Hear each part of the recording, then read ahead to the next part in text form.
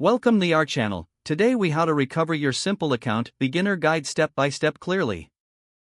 To recover your Simple account, start by navigating to the Simple website.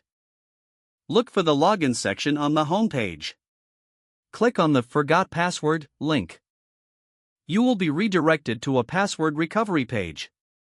Enter the email address associated with your Simple account. Check your inbox for a password reset email. If you don't see it, look in your spam or junk folder. Open the email from Simple and click on the provided reset link. You will be taken to a secure page to create a new password. Choose a strong, memorable password and confirm it in the designated field. Submit your new password to complete the reset process. Return to the login page to enter your email and new password. If you encounter any issues, click on the Need Help link for additional assistance. Follow the on-screen prompts to get support from Simple's customer service.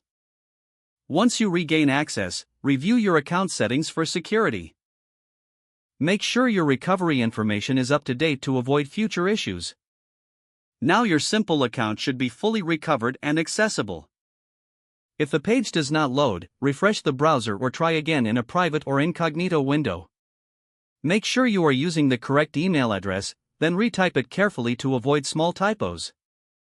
If your password is not accepted, use the reset option and create a new strong password you can remember. Check your spam folder for verification or security emails, then complete any requested confirmation steps. Enable two-factor authentication if available to improve account security and reduce unauthorized access risk. After signing in, review your profile details so your contact information and settings are accurate and current. If you see an error message, note it down and try again after restarting your device and internet connection. Log out when you finish, especially on shared devices, to keep your account and payment information secure. If the page does not load, refresh the browser or try again in a private or incognito window. Make sure you are using the correct email address, then retype it carefully to avoid small typos. If your password is not accepted, use the reset option and create a new strong password you can remember.